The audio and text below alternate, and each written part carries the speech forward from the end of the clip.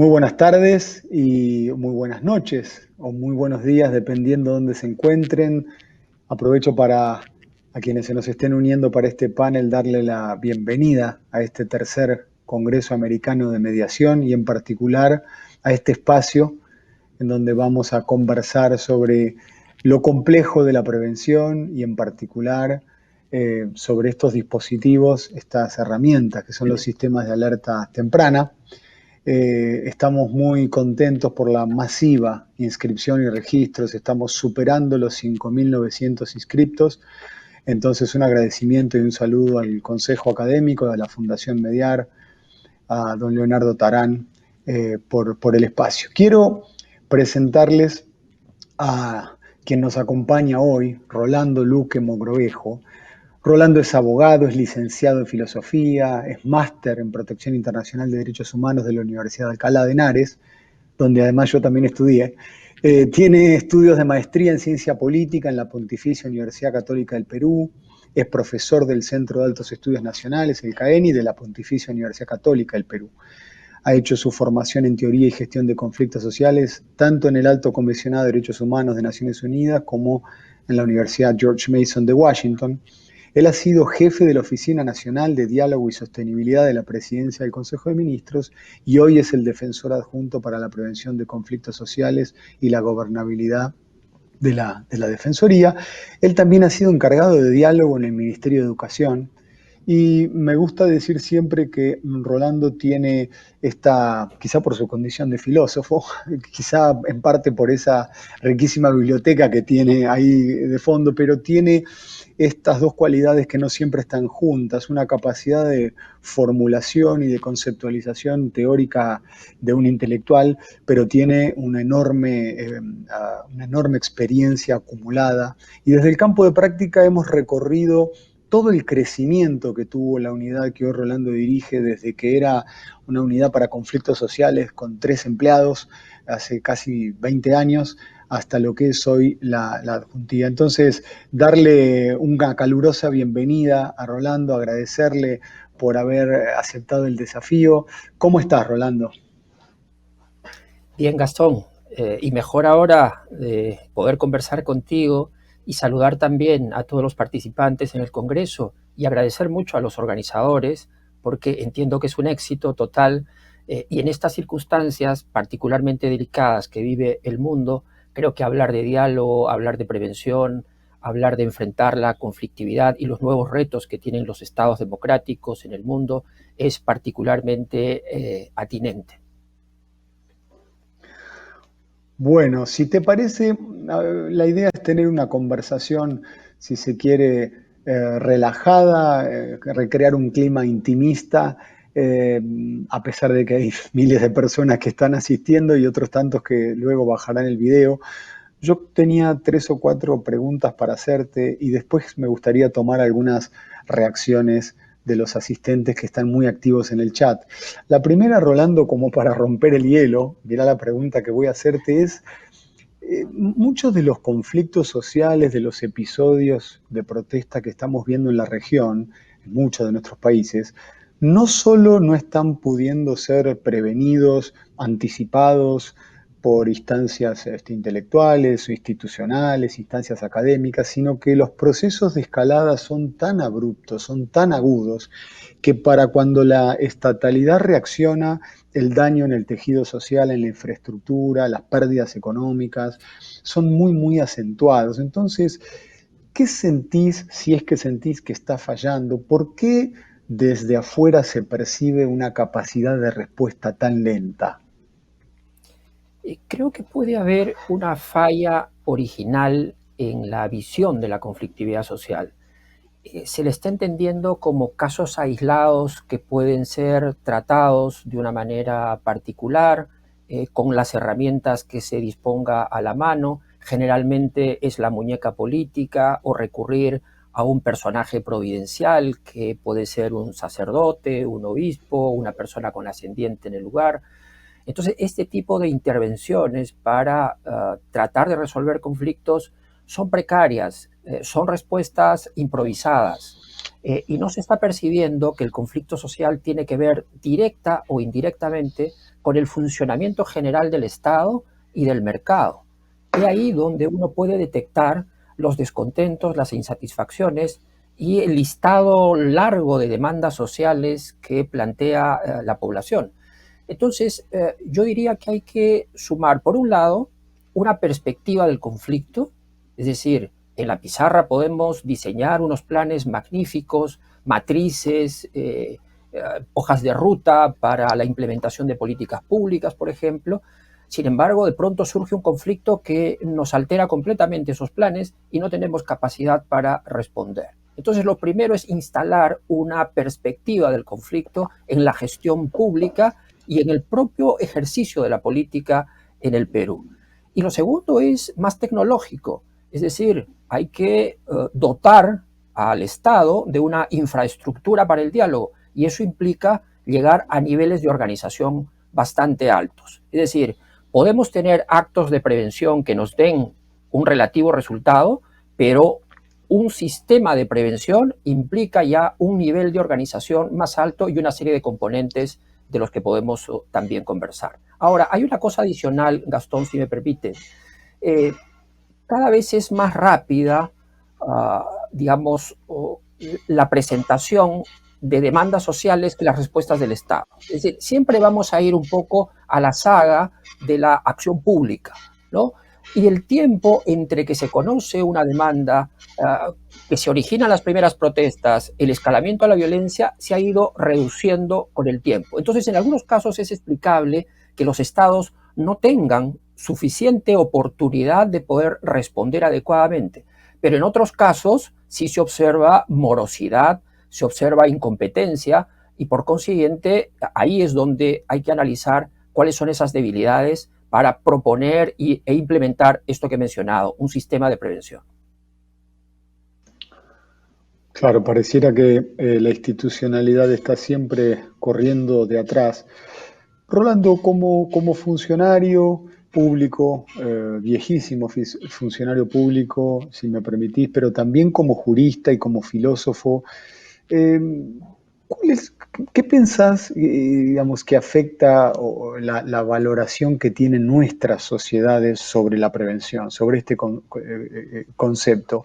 Eh, ¿Por qué sentís que ralentiza la inversión en alguna de estas herramientas y estos aparatos a los que se has mencionado, ¿no? Políticas, recursos, herramientas, dispositivos, en el inconsciente colectivo, digo, de nuestras sociedades, pero también de los decisores? ¿Qué sentís que falta? ¿Dónde podríamos trabajar desde el campo? Yo creo que hay un problema en la propia sociedad y desde luego se expresa también en el funcionamiento del Estado. Es decir, no tenemos una cultura de la prevención, ¿no? Lo podemos ver, por ejemplo, en este caso ultra dramático de la pandemia. Ninguno de los servicios públicos de salud de nuestros países ha estado debidamente preparado para una circunstancia como esta. Y cuando yo he discutido este punto, por ejemplo, con los especialistas en inteligencia estratégica, me llamaba la atención que las pandemias y las epidemias no hayan sido consideradas amenazas. Amenazas que son capaces de producir unos efectos altamente negativos, como lo estamos viendo en la salud, en la vida de las personas, pero también en la institucionalidad. Se ha incrementado el nivel de desconfianza en las instituciones públicas. La valoración de la administración, la valoración del ejercicio político ha descendido en las sociedades. Hay reproches morales muy fuertes que seguramente se van a acentuar en la medida que vayamos saliendo de esta circunstancia, ¿no? Pero en el balance, la sociedad está cada vez más crítica de su estado porque advierte que no ha previsto una serie de circunstancias que podían haberse previsto tranquilamente, ¿no? Y lo podemos observar también en los desastres naturales. Es decir, hay una recurrencia de hechos que si bien corresponden a la naturaleza, hay una parte de estos fenómenos que puede ser controlada, que puede ser mitigada, que puede ser prevenida, y sin embargo, las decisiones se toman a última hora o no se toman y se producen grandes desgracias. Solo para poner estos dos ejemplos de una ausencia de cultura de la prevención. Si eso lo trasladamos a la conflictividad social, nos daremos cuenta también de que hay un inmediatismo en el ejercicio de la política y en el desarrollo de los planes individuales, los planes personales. Hay más una reacción que un interés por conocer realidades complejas, hacer análisis finos de qué está ocurriendo en lugares alejados, etc. Ahora, también hay que decir que prevenir no es fácil. La palabra prevenir ofrece más en realidad de lo que se puede en la realidad hacer, ¿no? Siempre hemos escuchado como un cuestionamiento a las oficinas de diálogo: ¿qué pasa que llegan tarde? Esto no lo han previsto, debieron haber intervenido a tiempo. Son frases críticas que continuamente escuchamos. Pero en un caso, por ejemplo, del Perú, es una sociedad muy heterogénea, con serias limitaciones de transitabilidad, es decir, llegar a lugares alejados para recoger buena información y poder justamente comprender qué está pasando toma tiempo. No hay una red de personas que estén dedicadas exclusivamente a esto, y se suma además que el conflicto social se despliega en el espacio público, donde los actos humanos son en realidad impredecibles. Podemos tener algunos hitos de la conflictividad que nos permiten diseñar escenarios probables, pero predicción científica sobre la conducta humana no hay, no va a haber, además. Entonces nos movemos en un terreno de incertidumbre bastante incierto. Por eso es que la prevención es un esfuerzo por conocer anticipadamente determinados hechos para conducirlos y evitar consecuencias negativas. Uno pensaría que en la era de la hiperconectividad y de las redes sociales sería bien más fácil tener una suerte de mega panóptico para un mega tablero para ir evolucionando esas tendencias, pero te quiero preguntar sobre los medios y las redes sociales, que es una pregunta que estamos haciendo desde la mañana a cada uno de nuestros entrevistados. ¿Qué rol juegan, qué papel tienen en estos procesos de escalada? Y aprovecho junto a los medios y todo ese potencial para bien y para mal.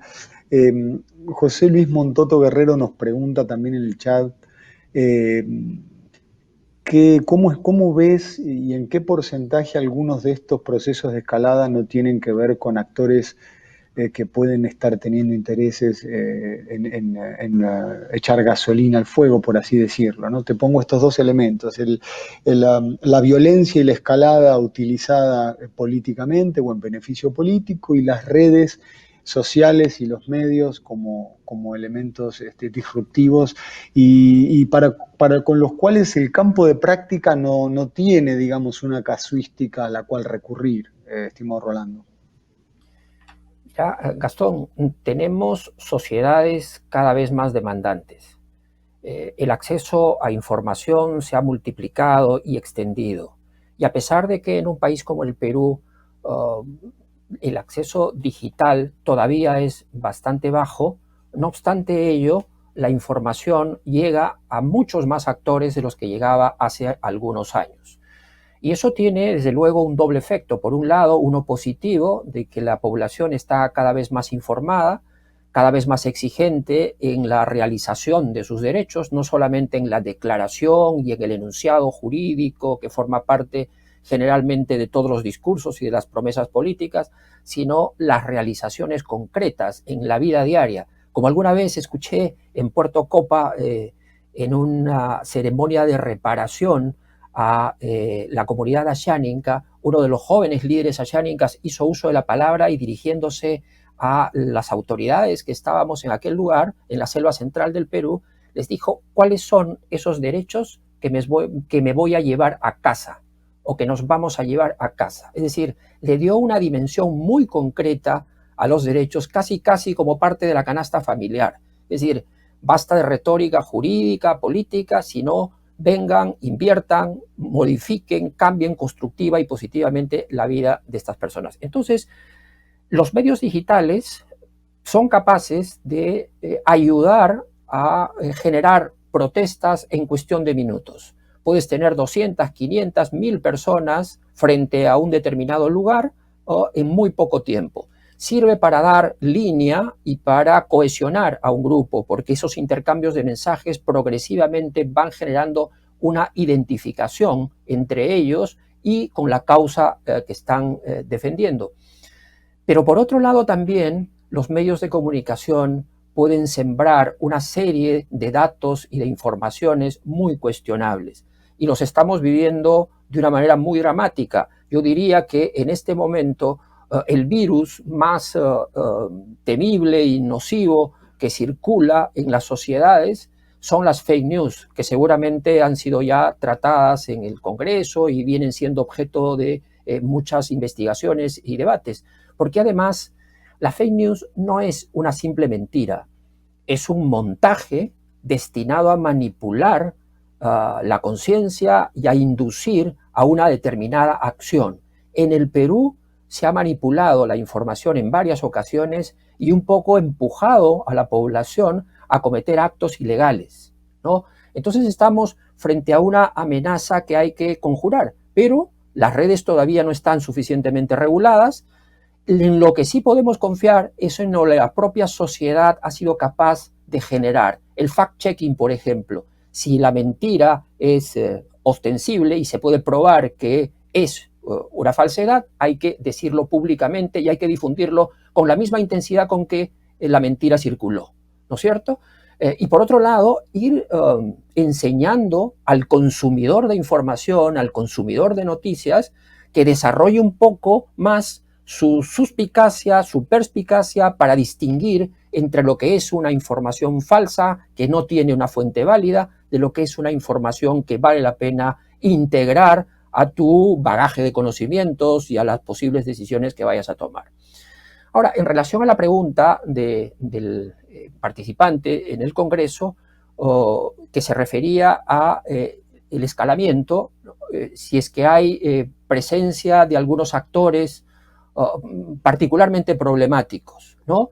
Bueno, en el Perú hay una economía informal, hay una economía informal y hay economías delictivas. Las economías delictivas están protagonizadas por redes criminales que siempre están y estarán al acecho del Estado, ¿no? Financian campañas, se infiltran en la administración pública, están en el círculo más amplio de los propios conflictos sociales, pueden financiar movilizaciones, etc. Es decir, es un elemento distorsionador de lo que puede ser el curso regular y normal de una demanda que se plantea, un interés del Estado por entenderla, un espacio de diálogo que se abre para dialogar, ¿no? Y unos acuerdos que al final se suscriben y se cumplen, ¿no? Entonces, estos actores producen una perturbación aquí. Y justamente los sistemas de prevención y alerta temprana también tienen que llegar a identificar este tipo de prácticas y de actores para poder conjurar su influencia a tiempo y que no alteren lo que debe ser el curso regular y constructivo de un proceso de diálogo. Bueno, hay muchísima actividad en el chat y quiero pedirles que sigan formulando preguntas y comentarios que voy a incorporar. Quiero, si te parece, Rolando, movernos un poco más al tema de los sistemas de alerta y respuesta temprana. Desde un enfoque bien simplista, bien minimalista, ¿qué elementos vos considerás que son los que no pueden faltar, los imprescindibles para ir delineando, constituyendo un sistema de alerta temprana? ¿Por dónde recomendarías empezar? Y digo esto pensando en una organización comunitaria, en un municipio pequeño, en una defensoría, en una empresa. ¿Por dónde hay que empezar y qué elementos pondrías arriba de la mesa? Yo creo que lo primero, Gastón, es que hay que distinguir entre los actos preventivos que podemos hacerlos de manera regular y a veces muy inspirada, de el enfoque preventivo que debe tener la gestión y transformación de los conflictos sociales. Ese enfoque debe ganar espacio en los niveles más altos de la institución que se encargue del sistema. Si no hay un respaldo político al más alto nivel, es muy difícil que un sistema de prevención funcione, porque los datos que va a recoger son muy sensibles y muy importantes para el curso de la institución y van a impactar en varias oficinas. Por consiguiente, si el titular de la institución tiene un compromiso con la oficina que se cree, eso es muy importante para allanar el trabajo al interior de la institución. Lo segundo que es clave es tener una política de prevención. Es decir, no basta con tener algunos elementos tecnológicos. Hay que diseñar una política de prevención que implique una visión clara de la conflictividad social, un aparato conceptual muy preciso, con definiciones operativas, que vayan a funcionar en la realidad y que sean comprensibles por la gente que va a trabajar en esta materia. El personal es muy importante. Es obvio que los conflictos sociales son eventos complejos que requieren un abordaje multidisciplinario y por consiguiente hay que reclutar personas de distintas disciplinas para tratar de rodear el conflicto desde todas sus caras y ángulos para poder llegar a comprenderlo. Y finalmente hay algo que me parece clave, ¿no? Que ya tiene que ver con los aspectos más tecnológicos. Primero, un sistema de monitoreo y alerta temprana es ante todo una red de personas. Es una red de personas. Es decir, si la institución no tiene capacidad para contar con una red de personas, es muy difícil que saque adelante un sistema de prevención y alerta temprana, ¿no? Porque se necesita estar en muchos lugares, justamente en aquellos lugares donde se presenta la conflictividad más intensa, ¿no? En las zonas rurales del Perú. Por ejemplo, estamos hablando de que más del 70% de los conflictos ocurren en zonas rurales, en zonas donde hay inversión minera, petrolera, gasífera, ¿no? Y por consiguiente se necesita ahí una presencia para recoger datos de calidad.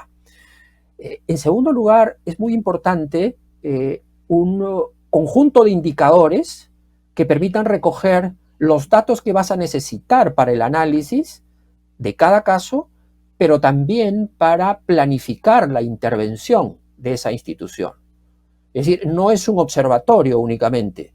Los sistemas de prevención no son solamente observatorios, son equipos de intervención. Por consiguiente, la información que les llegue tiene que estar validada, chequeando fuentes válidas, cruzando información debidamente, verificando en el lugar, y eso requiere, como digo, un desplazamiento en el territorio lo más efectivo posible para recoger información de calidad. Y lo tercero es que obviamente se necesita un software, ¿no? Se necesita un software diseñado a la medida de los objetivos de esa institución.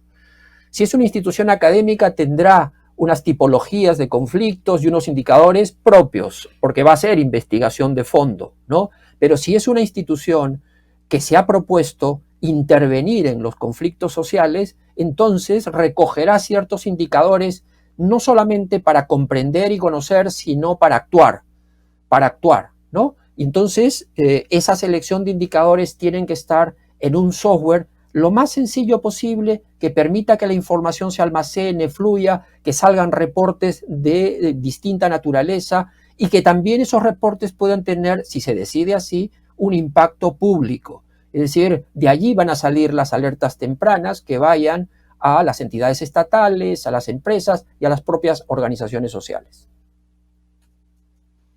Bueno, nos diste un menú bien interesante, bien rico, pero bien complejo también, ¿no? Necesitamos compromiso de los decisores políticos y me vuelvo a sentir tentado a preguntarte por qué, no para el contexto peruano, no te queremos comprometer, pero en clave más conceptual y regional, ¿por qué sentimos que no se visibiliza el beneficio concreto que traerían los sistemas de alerta y un abordaje fuerte de lo preventivo? Te dejo esa pregunta picando que me hacen aquí, pero de compromiso de los decisores, una política de prevención, un aparato conceptual, gente, recursos, una red de personas, indicadores, capacidad de intervención, un software. y desde ya esta capacidad de producir reportes. Pero la pregunta que te queremos hacer es, eh, además de esta que ya te hice sobre los decisores, ¿por qué, por lo menos yo y varios otros sentimos que no se termina de ver el beneficio? Es si te forzáramos a simplificar aún más y a llevarte a los 90 cuando tú tuviste que armar aquella unidad de conflictos sociales en donde no tenías esta riqueza, este aparataje, ¿por dónde empezarías? ¿Qué le recomendarías a alguien que está en un municipio pequeño o en una universidad también de tamaño pequeño y quiere empezar a observar la conflictividad y en todo caso a hacer alguna emisión de alerta bien módica? Esas dos preguntas por ahora. Ya, mira, Gastón, y discúlpame esta pequeña nota autobiográfica. Eh, yo fui el primer representante del Defensor del Pueblo cuando se creó esta institución en Arequipa, Moquegua y Tacna, 3 departamentos al sur del Perú. Es decir, en octubre de 1996, cuando la Defensoría empieza su trabajo, lo empezó en realidad en septiembre, pero en octubre ya tenía un primer representante al sur. Eran otros tiempos, la conflictividad social no tenía los niveles que empezó a tener a partir del 2003, 2004, ¿no? Entre otras razones por el sistema político de ese momento, pero de todas maneras se presentaron algunos conflictos. Y nosotros intervenimos, pero con las herramientas de la investigación de violaciones a derechos fundamentales. Y entonces nos empezamos a dar cuenta de que habían quejas de la población que podían tratarse de violaciones directas de derechos, que tenían un procedimiento para atenderse.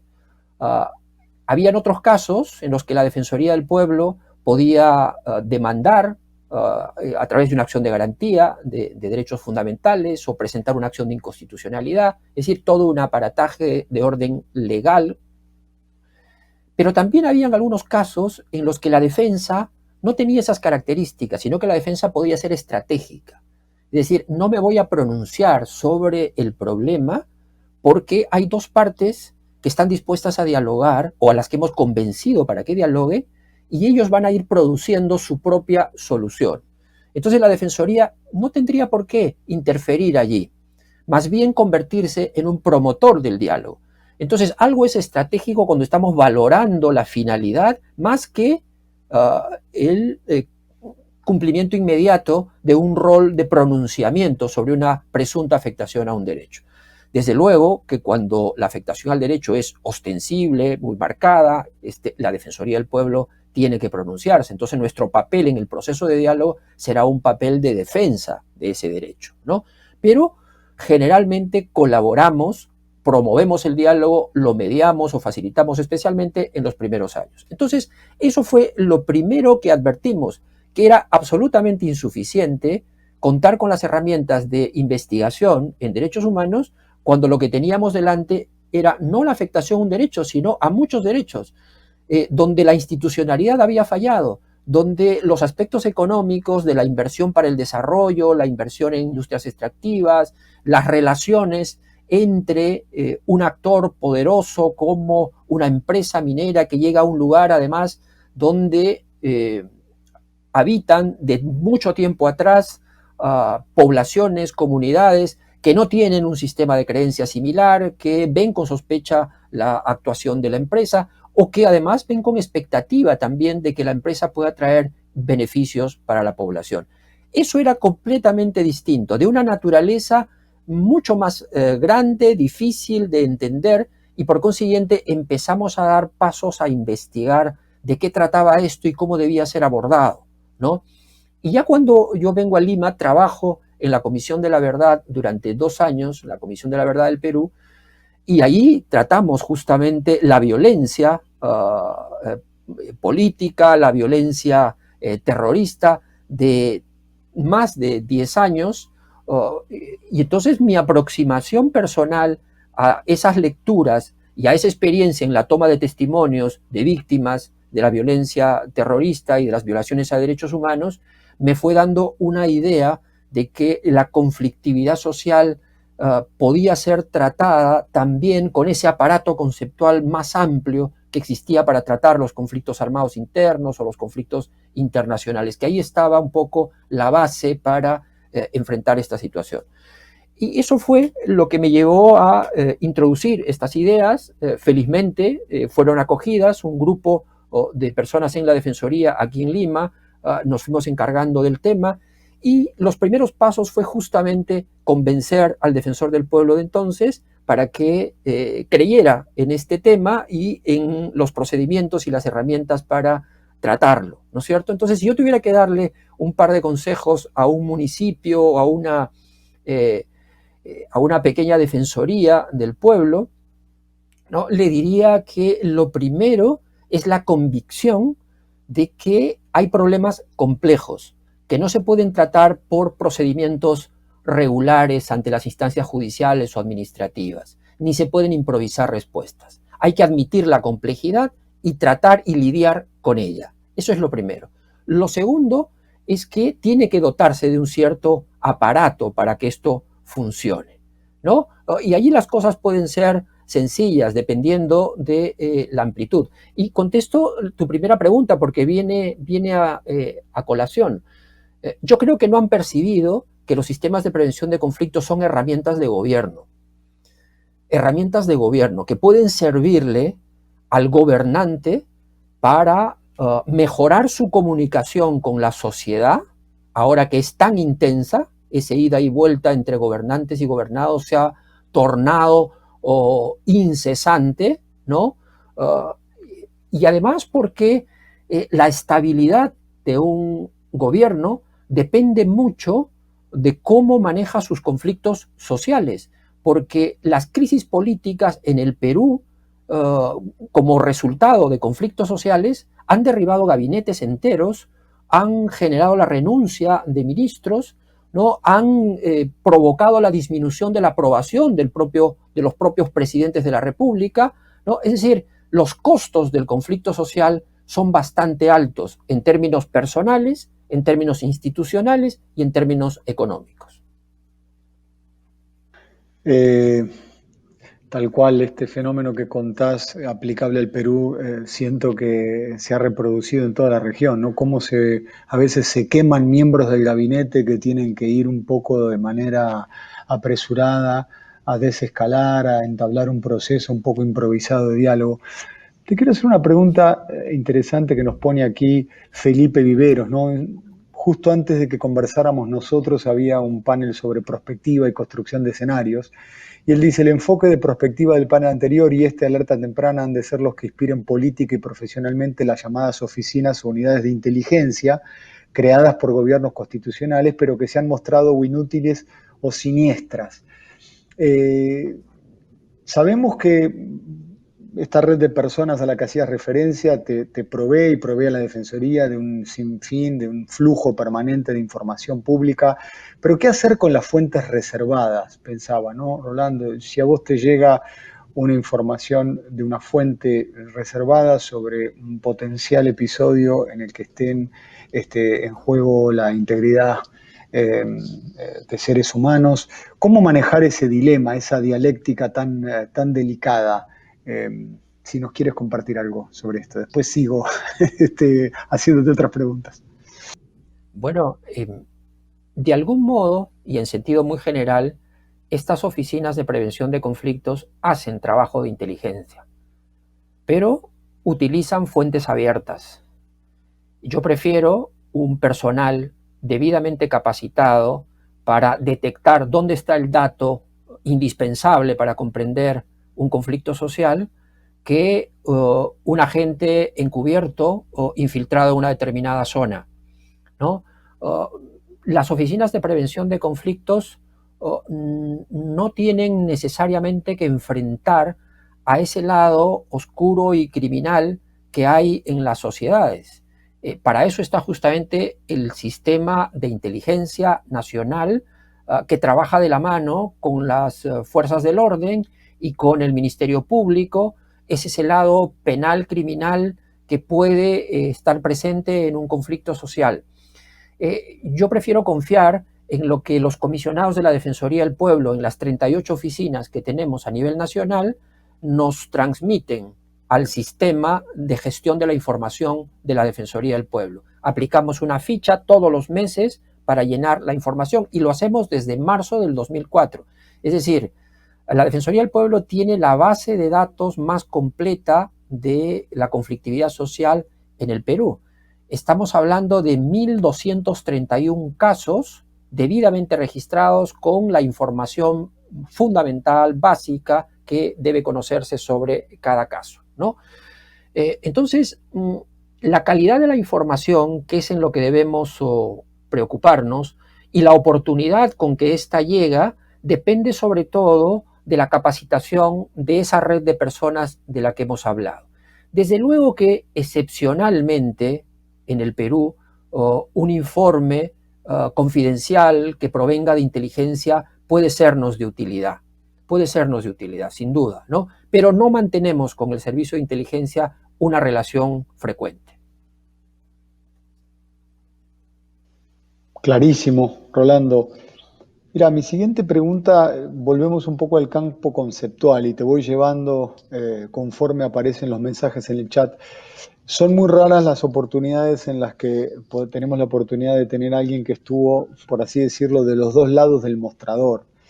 Y cuando empezamos a ver con mucha atención el proceso de institucionalización de la prevención para la gestión en general del Perú, veíamos que había visiones disímiles entre el aparato conceptual al que hiciste referencia en la Defensoría para categorizar y contabilizar los conflictos, que eran muchos más de los que veía en aquel momento la presidencia del Consejo de Ministros y la Oficina de Gestión de Conflictos Sociales. Y en varios foros, en debates, en círculos de practicantes, bueno, nos gustaba preguntarnos por qué no existía esta coincidencia. En general, la lectura y el monitoreo de la Defensoría mostraba una cantidad mayor de conflictos. ¿Qué nos podés compartir sobre esas discusiones de tipo más conceptual y por qué ustedes tenían esta visión que terminaba dando una plataforma bien mayor? Y ahora mencionás este número, 1.231 conflictos, y me hizo pensar en esto. Bueno, alguna vez recibimos la propuesta un tanto desconcertante, y diría que hasta estrambótica, de unificar los sistemas de monitoreo de conflictos de PCM y la Defensoría del Pueblo. Bueno, eso es no conocer la naturaleza de esta institución. La Defensoría del Pueblo es un órgano constitucional autónomo y tiene facultades constitucionales y legales de supervisar a toda la administración pública. O sea, el supervisado no puede ser parte del plan de la Defensoría, ¿no? Ni nosotros como supervisores vamos a alinearnos o integrarnos al supervisado, ¿no? Así que, bueno, con mucho respeto y agradecimiento descartamos esa oferta, porque además es muy importante para la credibilidad de la información que la institución que monitorea sea un actor tercero, no un actor primario en el conflicto. O sea, el actor primario es correcto que haga su propio monitoreo y su propia gestión de la información para manejarla adecuadamente, porque cumplen una doble función. El gobierno cumple una doble función. En algunos casos actúa como mediador, facilitador en los procesos de diálogo, sobre todo cuando se trata de problemas entre particulares, empresas y comunidades, por ejemplo, ¿no? Pero en otros casos, y yo diría que son bastantes, el Estado es un actor primario en el conflicto, el gobierno me refiero, es un actor primario en el conflicto, ¿no?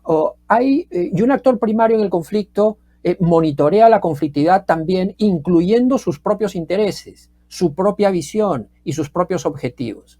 Pero cuando lo hace alguien desde fuera, que además es una institución que tiene una presencia nacional, unos niveles altos de credibilidad, una flexibilidad en el manejo de sus herramientas y sus procedimientos, entonces sentimos que esa información es mucho más confiable porque no somos un actor primario en el conflicto. Somos ese tercero que colabora, que promueve, que media, que participa, que defiende, ¿no? Pero no tenemos un interés directo en el sentido de que algunos de los temas que se estén tratando allí tienen que ver directamente con alguien en la defensoría o con el propio defensor o con la propia institución. Entonces yo creo que esta garantía de independencia y de imparcialidad en el manejo de la información es bien importante. Eso no quiere decir de que no deban tener sistemas de monitoreo los gobiernos, desde luego, lo estoy pidiendo y lo estoy promoviendo, me parece importante porque son herramientas de gobierno. Pero ya visto el problema en conjunto y para beneficio de la población que sigue de cerca la conflictividad social, es mejor que esa información tenga también, ¿no es cierto?, un tercero o independiente que muestre esa información. Absolutamente central. Te estamos exprimiendo ahí. Armando Ortega Romero, bueno, pregunta qué trabajos, qué experiencias previas existen sobre alerta temprana. Eh, y bueno, ya avanzamos y analizamos el tema del interés de los gobiernos. Tenemos mucho material, Armando, que te vamos a hacer llegar. Rolando, nos estamos acercando al final. Te quería hacer una pregunta sin ser indiscreto. Más de 2 décadas trabajando estos temas. ¿Cuál ha sido tu frustración más grande, el cuello de botella más difícil con el que te has encontrado en la gestión pública? La Defensoría pertenece al aparato estatal, aunque es un organismo constitucional independiente. Eh, si te parece compartirnos, imaginamos que al decisor político y al defensor lo convenciste porque hoy la Defensoría es un actor muy respetado y que tiene todo este menú tan sofisticado y es una referencia en estos temas. Pero con qué otras frustraciones, con qué otras dificultades, con qué otros cuellos de botella te has ido encontrando en esa pequeña unidad de 3 o 4 personas a lo que terminó siendo la adjuntía? En algún momento había casi 40 personas trabajando ahí, unidades móviles, y bueno, y todo este despliegue que nos contás, si nos quisieras compartir.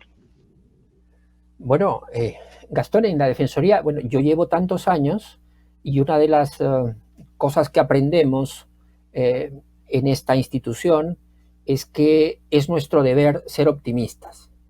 ¿Ah? Es decir, siempre percibimos las cosas y las realidades, por más complejas y adversas que puedan ser, con una cuota de optimismo para, a partir de él, tratar de producir un cambio. Ese es el sentido de las recomendaciones que hace la Defensoría del Pueblo continuamente, ¿no? Y del trabajo que hacemos también en gestión de conflictos. Yo no diría que tengo una frustración, sí desde luego mantengo una preocupación, no tanto en el trabajo de la Defensoría del Pueblo, pero sí cuando tuve un paso por la presidencia del Consejo de Ministros, una de las cosas que más me llamó la atención, por ejemplo, es que en la perspectiva del conflicto de la que habíamos hablado al inicio de la conversación, no estuviera el tema de los derechos. Yo prácticamente no escuché la palabra derechos humanos, derechos fundamentales en mi comunicación con ministros, viceministros, etcétera. Predominaban más bien las matrices económicas, predominaban las decisiones políticas, el cuidado de la imagen, etcétera, pero la palabra derechos estaba ausente en el discurso. Y mi perspectiva, desde luego, o como una persona formada en defensa de derechos, era que las soluciones a los conflictos sociales debían ser justas. Es decir, la oficina, en aquel tiempo, Oficina Nacional de Diálogo y Sostenibilidad, no era o no debía entenderse como una oficina de promoción de la inversión, sino una oficina de resolución de conflictos donde el propio Estado propusiera soluciones justas a los problemas, ¿no? Entonces, eso, digamos, me permitió investigar un poco más sobre estas limitaciones, ¿no? No diré frustraciones, pero sí limitaciones. Creo que el diálogo intraestatal es mucho más difícil que el diálogo con los actores sociales o con las empresas. Creo que el sectorialismo es un vicio muy fuerte en el Estado peruano. Es decir, cada quien tiene un metro cuadrado en el que se mueve, tributa a su jefe, oculta su información, ve con sospecha al de la oficina de al lado, etcétera, ¿no? yo creo que eso le hace mucho daño. Por eso es que, ya que estamos en un clima, o probablemente entremos a un clima en el Perú de reformas institucionales, es muy importante que en el debate sobre la modernización del Estado se logre superar estos cotos cerrados, estas demarcaciones absolutas que hay y esta cultura de la sospecha y de la falta de colaboración que hay dentro de las entidades estatales. Eso sí produce preocupación, produce fastidio, porque uno no puede ir más lejos, ¿no es cierto?, cuando tiene esos obstáculos culturales, administrativos, esas rutinas burocráticas que pueden echarlo a perder todo, ¿no?, tan presentes en el Estado peruano. Cuán representados nos sentimos muchos, ¿no? Con lo que acabas de decir. Eh, si puedo y si me permitís, nos vamos a despedir con una última reflexión que queremos hacerte y preguntarte. Uno traza la historia de los sistemas de alerta temprana y ve que un poco su utilización principal para fenómenos, para riesgos de hambruna, para problemas de sequía, para fenómenos climáticos extremos, es una conceptualización de Occidente. Y vos que estás en un país tan diverso, tan rico, tan multicultural, ¿cómo te has sentido cuando tenés que incorporar a esos abordajes y a estas estrategias? Bueno, cosmovisiones completamente diferentes y valores que los pueblos indígenas y tribales vehiculizan en su relación con el medio ambiente, en su concepción del desarrollo. ¿Cómo es ese diálogo un poco multicultural entre un aparataje que construimos nosotros y el territorio en donde ellos habitan? Sí, ese es un gran desafío, Gastón. No tenemos en el Perú un Estado intercultural. Hay, sí, esfuerzos por ir construyendo ese tipo de relaciones, unos procesos que fluyan con mayor facilidad entre sistemas de creencias distintos, ¿no? Eh, Cuando empezó la Defensoría del Pueblo el año 96, una de las primeras decisiones de Jorge Santisteban de Noriega, el primer defensor del pueblo, fue crear un programa de comunidades nativas, ¿no? Y eso nos permitió ir ganándonos la confianza de muchos pueblos, especialmente de la Amazonía del Perú. Como tú sabes, hay 55 etnias distintas en el Perú, ¿no? Son 16 familias lingüísticas distintas, es decir, cuando yo hablaba de las dificultades para prevenir conflictos sociales, hay esas dificultades no solo geográficas, sino algunas barreras culturales que hay que superar, pero con respeto. Y esa es la idea de la interculturalidad, una aproximación respetuosa, donde tu lengua tiene tanto valor como la mía, donde tus costumbres pueden ser apreciadas por mí de la misma manera que tú puedes apreciar las costumbres de esta parte del Perú un poco más occidental, y empezar a trabar o tejer relaciones en las que se pueda mirar con confianza a los ojos los funcionarios públicos, los empresarios, los apus de las comunidades y los pueblos indígenas de la Amazonía. El Perú es un país todavía fragmentado y desintegrado, pero yo diría que en los últimos 20 años el Perú ha tendido a integrarse un poco más. Hay una cercanía mayor entre actores diversos, ¿no? Gente de las comunidades que estudia en su lengua y estudia también en español. Hay una educación intercultural bilingüe muy importante para la comunicación.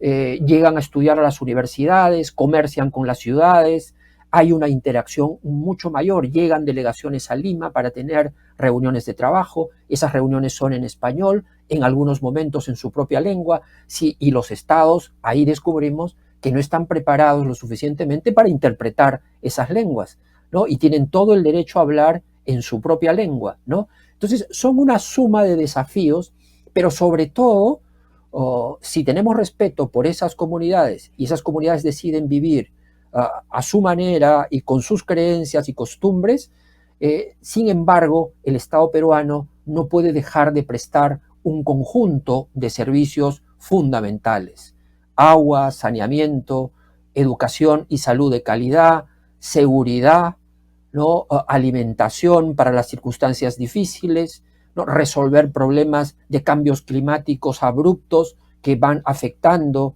la vida de esas comunidades. Allí tenemos un desafío muy grande, ¿no? Y hay un conocimiento vasto y profundo en la Defensoría del Pueblo, informes que se han hecho, que deberían ser mucho más aprovechados por los gobiernos. Y si con algo tenemos que terminar, Gastón, es justamente haciendo un llamado desde la Defensoría del Pueblo a que esta información que consideramos valiosa, ¿no? Que nos ha costado recoger, explicar, construir algunos modelos y algunas recomendaciones útiles para producir cambios positivos en el país, sea suficientemente aprovechada. Siempre estamos con las manos abiertas a colaborar con cualquier entidad estatal, con las empresas y con las organizaciones sociales de nuestro país. Estimado Rolando, en nombre de, bueno, cientos de practicantes que están en línea asistiendo y que te agradecen por la ponencia, que sostienen que si los funcionarios de nuestro país estuvieran tu nivel académico y tu capacidad de pensar en los escenarios de conflictividad, las cosas irían mucho mejor. En nombre de ONU Mujeres, del PNUD, de la Fundación Konrad Adenauer, de la Fundación Mediar, que es la que organiza, y de todos los practicantes, te mandamos un abrazo fraterno, te agradecemos por tu compromiso con el campo, por ser un referente, y te dejamos un minuto final para que nos dejes unas palabras de aliento en momentos tan difíciles para la humanidad y para el campo. Bueno, te agradezco muchísimo, Gastón, esta conversación. Para mí ha sido particularmente satisfactorio intercambiar contigo, porque eres un experto en el tema. Aquí en Lima, en tu trabajo en el PNUD fue muy valorado por la Defensoría del Pueblo. Dejaste algunos documentos que consultamos con cierta frecuencia. Y solamente decirles a todos los que participan en este evento que estamos ante uno de los temas centrales de la humanidad hacia el futuro. Las democracias están pasando por un momento crítico, están siendo cuestionadas, criticadas, han descendido sus niveles de aprobación en varias zonas del planeta, y creo que, entre otras razones, es que no nos hemos preocupado por desarrollarla. Es decir, en el caso de Iberoamérica había una especie de estancamiento de la institucionalidad democrática, un olvido de las instituciones, ¿no? Quizá demasiado preocupados por la curva de crecimiento económico, el PBI, las inversiones, que desde luego son datos y son realidades necesarias, pero si eso no viene acompañado de una cultura democrática y de una armazón institucional lo suficientemente sólida, esos periodos de prosperidad se pueden evanecer de la misma manera como llegaron. Así que démosle sostenibilidad a través del diálogo y a través de la prevención de conflictos sociales. Muchas gracias, Gastón, y un abrazo para todos y todas. Un abrazo grande, muchísimas gracias. Seguimos, no se pierdan la actividad que sigue en el Congreso Americano de Mediación. La razón de estar aquí para dar